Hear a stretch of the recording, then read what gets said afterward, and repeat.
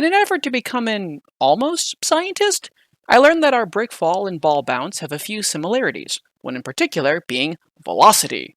Now, as always, feel free to cannonball the rabbit hole of math that goes into calculating all this, and know that we may never see you again. Great for getting out of awkwardly long family hugs. But in the meantime, we are going to focus on two tidbits. The first, according to Wikipedia, is that velocity requires both speed and direction. So because we have both of those in our animation, we at least know that we're looking at the right science. The second, according to the Khan Academy, is that velocity has a few options, one of which being acceleration, which adds in the wonderful world of time. So how does this change the game? Well, it turns out how far something falls each second is fixed in a sense. See, sometimes in the fancy runic language of acceleration, you'll find people saying speed increases per second. This means that not only does the brick fall a set distance each second, but also that that distance increases at a fixed, slightly faster rate as each additional second goes by. And since in animation frames are within seconds, 24 in our case, the distance that the brick travels in each passing frame is really only increased at an even slighter rate, as opposed to the whole twice as far that we've done up until now. So still seems like a lot to take in. Well, I kind of got a C in physics, so how about we just watch nature do its thing, and you and past me can totally figure this one out together. I believe in you. I've got a recording here of me actually dropping a brick from a ladder onto a flat surface.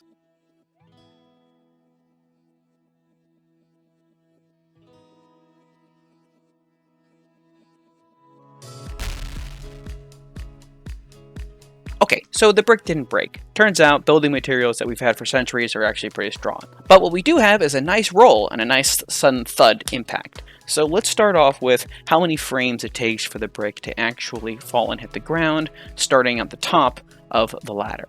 2, 3, 4, 5, 13. It's 13 frames from the top.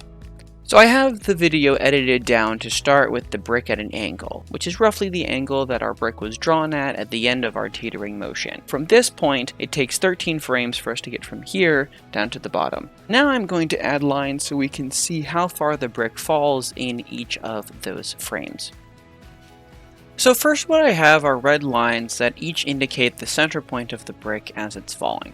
And one thing that I'm noticing right off the bat is that the distance that the brick travels doesn't actually get that much drastic as it falls further down. Up until now, I've always been dividing my frames starting with a halfway point if I needed to fall down to this bottom, and then I do halfway from that, etc. But that's not what I'm observing here. I'm seeing that the brick isn't getting twice as fast with each frame that it travels like I thought it would. Now I'm seeing that the brick is just getting slightly faster with each frame that it goes, until of course it hits the ground. Another thing that I'm noticing is that up until now, whenever I've done a fall, I've used the floor as a last frame, the shelf as a first frame, and then I immediately went halfway between those two. But if you notice down here, this distance is actually a lot shorter than this distance here, meaning that the distance between this frame and the floor isn't taken into account because the brick doesn't care when it stops moving, it just keeps gaining speed until it stops moving, right? So I can't actually take the floor into consideration when trying to figure out how much space there's going to be. I have to only think about at what point does the brick start moving and how far and how long has it been falling, and then if it cuts off at some point hitting the ground, then it cuts off, and that's just that sudden impact. So that covers the first of two considerations that we have for this brick falling, of course being speed. The second is spin, so let's see what that looks like in the next graphic. Now we have the left and the right sides of the brick. Left here is indicated with blue lines, and right here is indicated with the red lines, and each of the lines is as close to the center point of their respective sides of the brick as I could get. Now we'll watch it frame by frame with the sides in mind.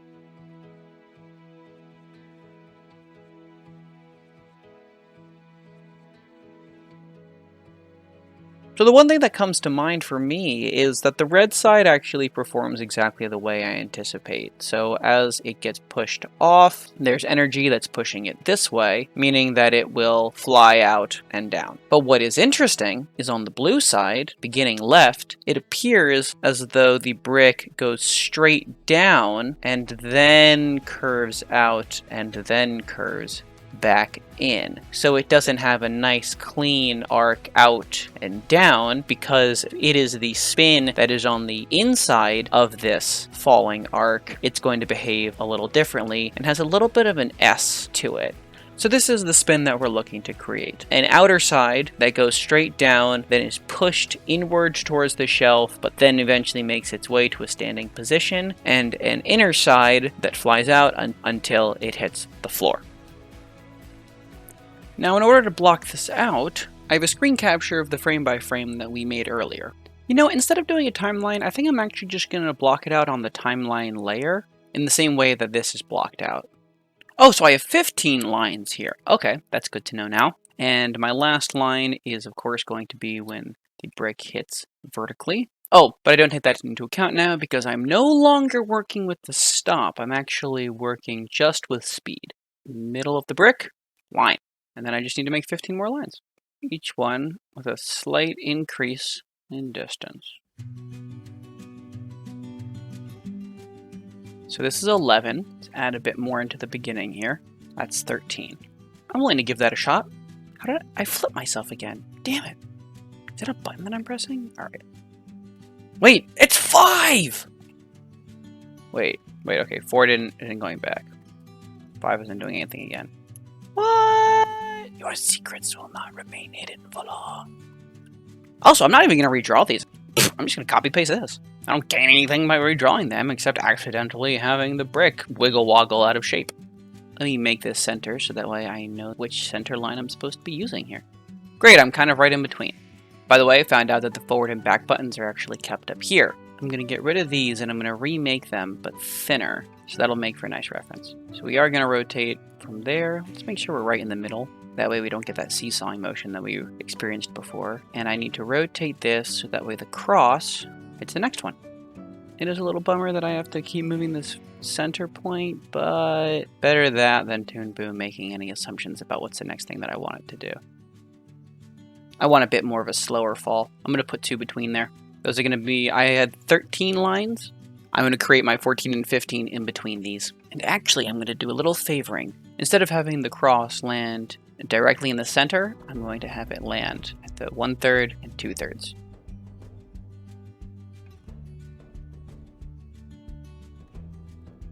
Oh, I'm going to have to erase. Let me just erase these real quick. Ah! Why are you so big?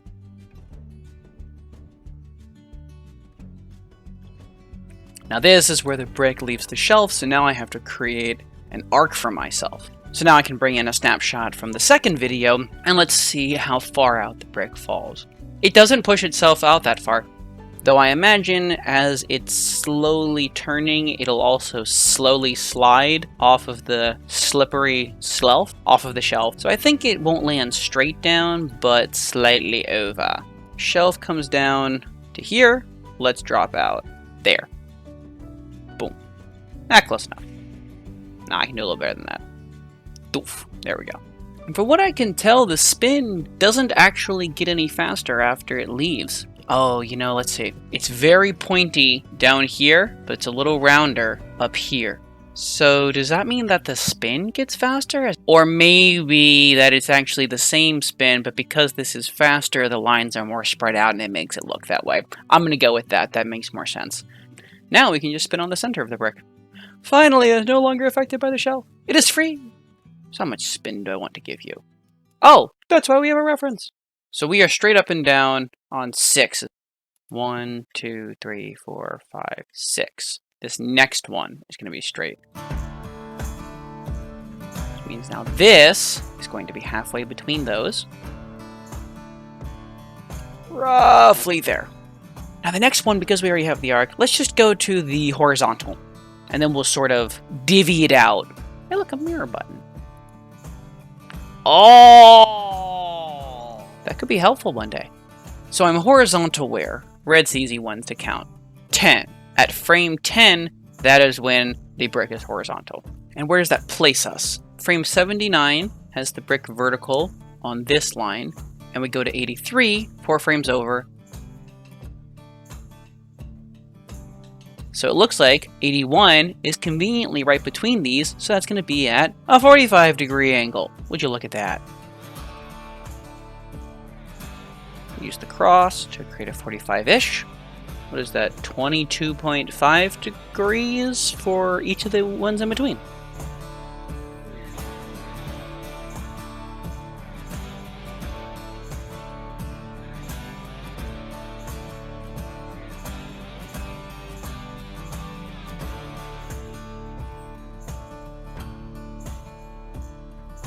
And we'll notice that I don't actually get all the way to the ground. So let's put me on the ground. Oh, I'm going to try something here. Now that I'm on the ground, I can tell that this is my real center point. This distance, I will just shorten for each of these going up.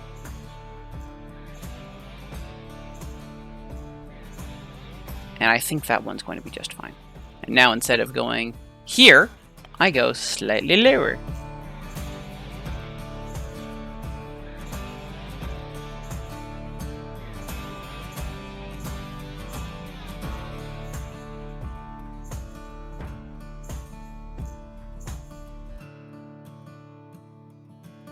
And then 22.5 is right about there, according to my finger.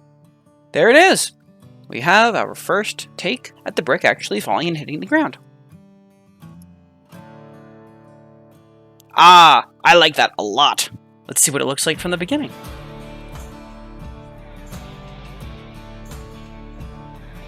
Ah, wonderful! Teeter, teeter, fall. That slide off is so smooth.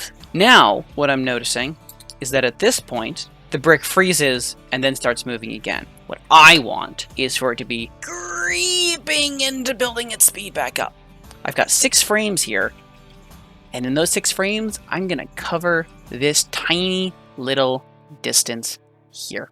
So let's make a timing chart for this. Go au traditionnel on this one. So we start off on 67, and we end on 74. Hey, I actually made a 4. What a concept.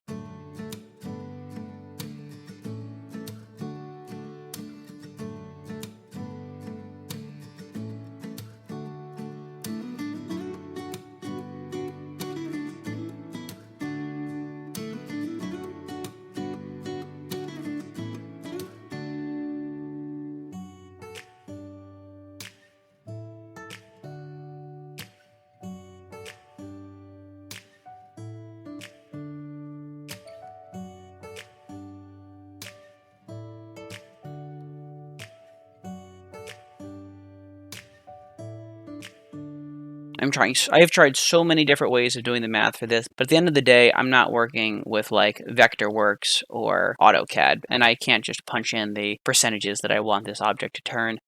Fuck it. I'm gonna eyeball it like I have everything else.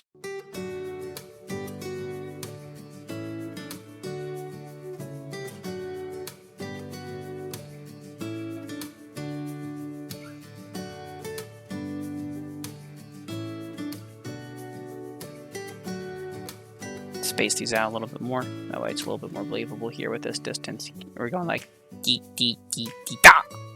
I want it to be more of a dee dee dee dee dee dee da.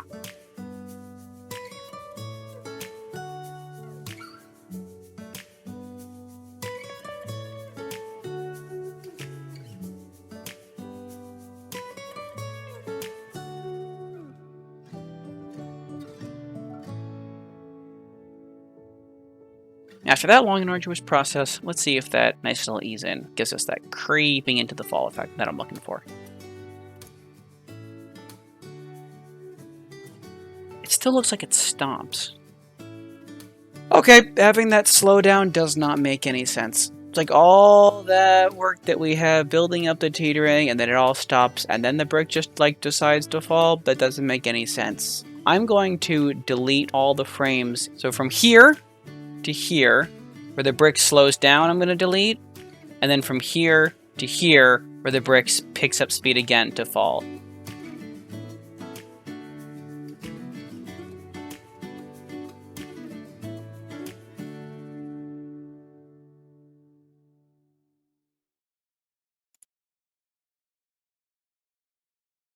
Yep, that's exactly what we want. Just got to figure out how to get it to not have that stop. Let's see. Yeah, it has something to do with this. What if I could just take these and spread them out?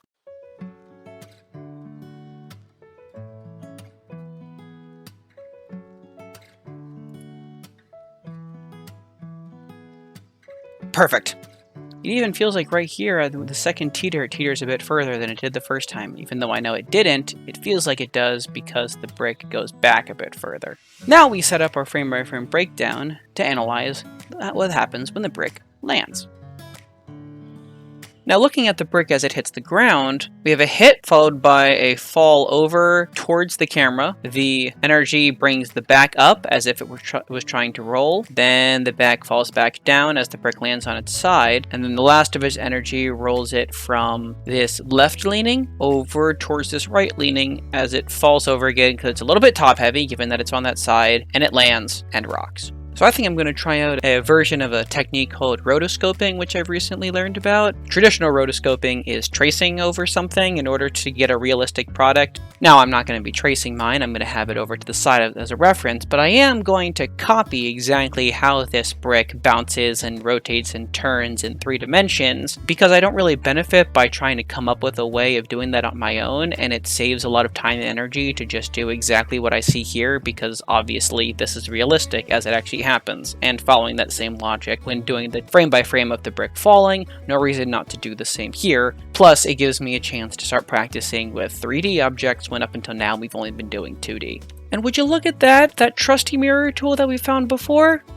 Mirror this over to the side so that way I have my brick falling from the right as it is in my video. That way I can draw the brick exactly how I see it in each frame and then flip the whole thing back to its original orientation and it'll look perfectly fine. We have the brick lands, and the next frame it moves towards the camera and over to the left.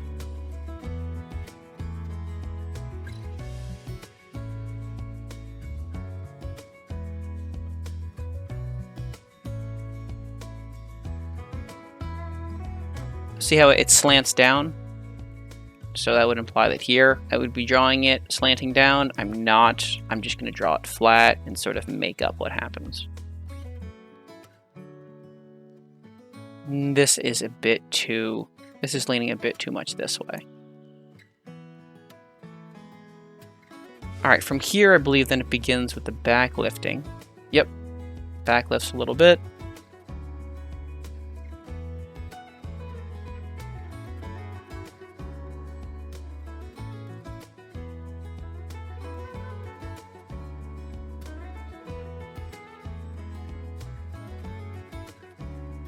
Alright, so land, back up a little bit more.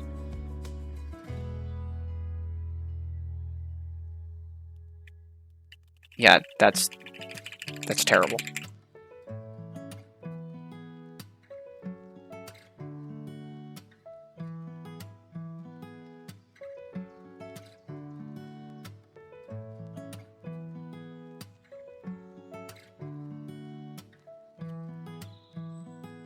Yeah, it's not bad.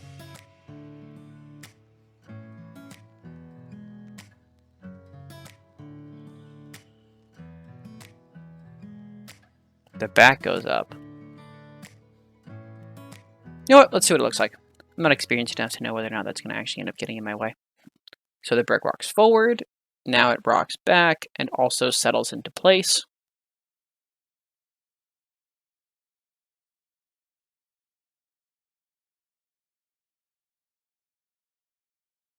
And here, we land perfectly flat.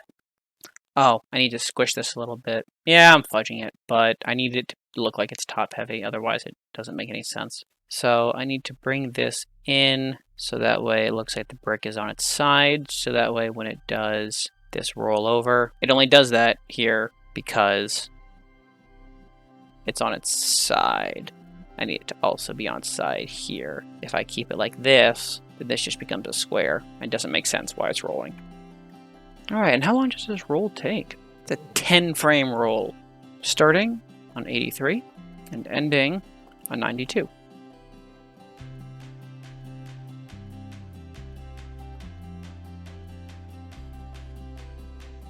Which, of course, every time I try to make a trick, it doesn't work. Okay, is that because I counted 92? Yep, because I made 92 one of these.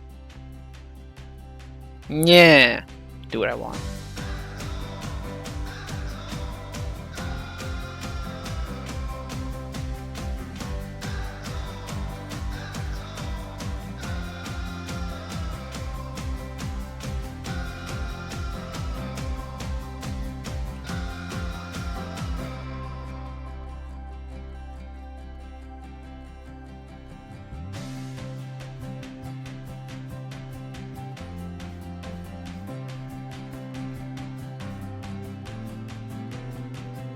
Yeah, staring at this really puts a crick on the back of my neck.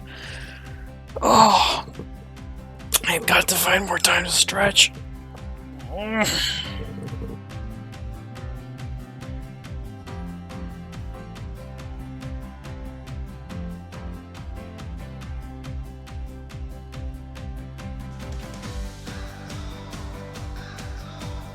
didn't use my little dots from my corners. That's how I messed myself up.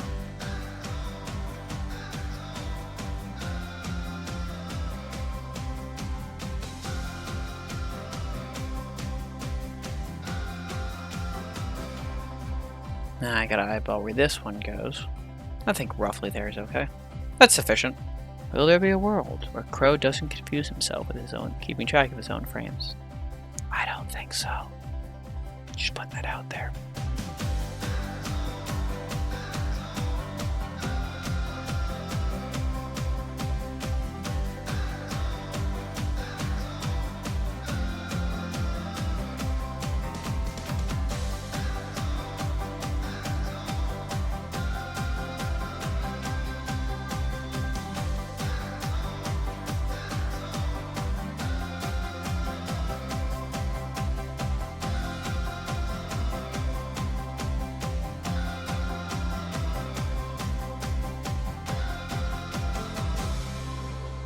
And that's halfway. Now for the other side.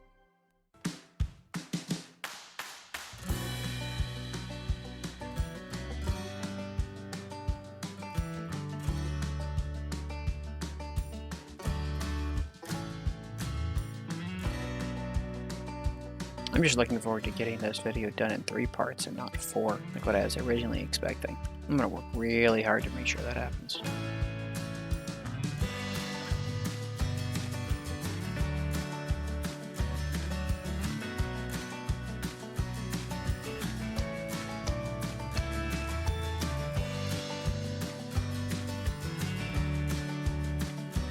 And I think this is the last one right here. That it is. That it is. It feels so weird to be doing the last frame of a project. Almost makes you want to keep going over and over again to make sure that it's just right. Almost.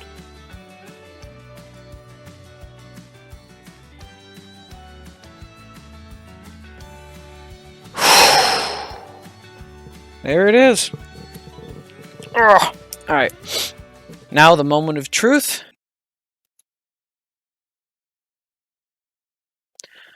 Oh my god, it is absolutely fantastic.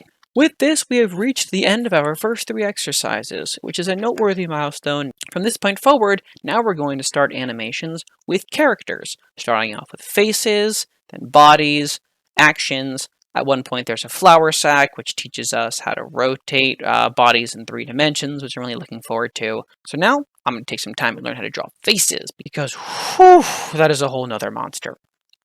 And with that, I'll see you guys next time.